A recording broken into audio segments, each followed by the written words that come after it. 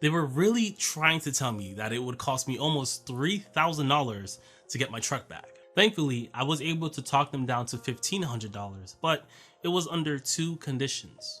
One, they wanted it in cash, probably to avoid taxes, and then condition number two was that I would have to do it in 10 days or less. So I decided that I could do it in 4. But before you can really understand why I wanted to do it in 4 days, let's take it back to the beginning just a little bit.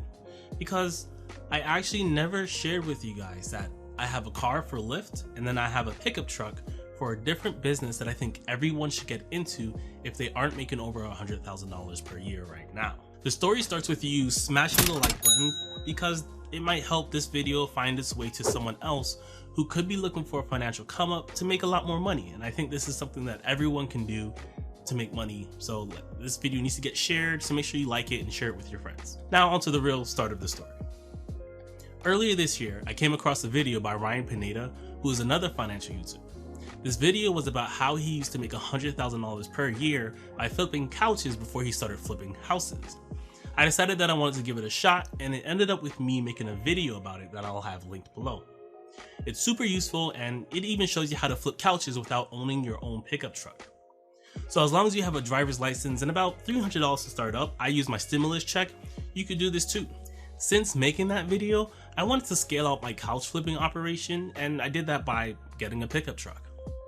I ended up getting a Dodge Ram with a 10-foot pickup bed with less than 100,000 miles for $1,700, so it's a pretty good deal. If you know anything about today's car market for used cars, especially for pickup trucks, it was an absolute steal.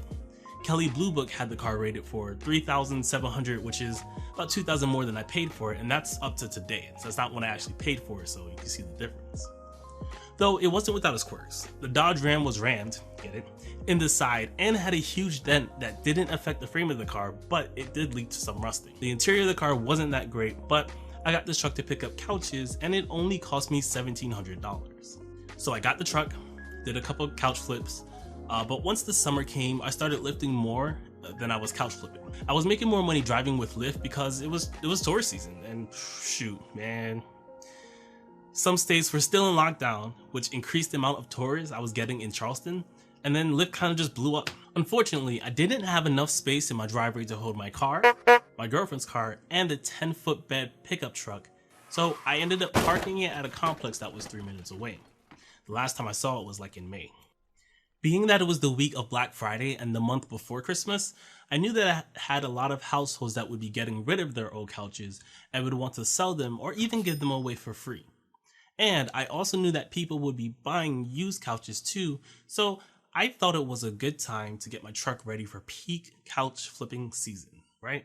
To my surprise, when I got there, my truck was nowhere to be found. Originally, I assumed it had been towed, but when I spoke to the lady at the front office, she said she had no record of it. So next up, I called the tow company, who they have contracted for that particular complex, and they told me they didn't have it either. He didn't like you search very hard. The third step became calling the police department to see if they had it on record, to which, initially, they didn't. Now, it's possible that the VIN number was messed up when I was trying to give it to the person over the phone. It's hard to read letters and numbers sometimes and really understand what's going on. So she suggested just going to the police department and seeing if they could help me in person. Eventually, that's what happened. I went to the police department in person and they were able to tell me who towed my car and confirmed that it was still there.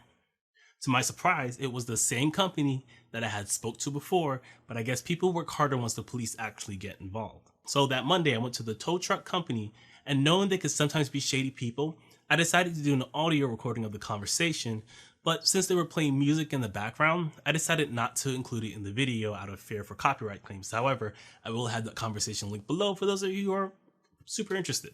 So I learned that my truck was towed on September 9th in November. The tow company wanted me to pay $2,500 for it, and that number would have been closer to $3,000 by the time I told them I'd have the money. It was going to take me about 10 days to come up with that money. I thought it was pretty nice of them to give me a break, even though $1,500 is still a lot of money to me. But being that it was Thanksgiving week, I was a little concerned of whether or not it would be busy enough to make that $1,500 in 4 days. I previously made a video about how I can make $500 in a day, and I'll link that below, but that would mean I would have to work max hours, and I didn't want to do that this particular week. I wanted to take it easy for Thanksgiving week, so I decided to do it in 4 days, and here's the breakdown. The same day I found out about how much I would have to pay to get my truck back, I immediately got to work.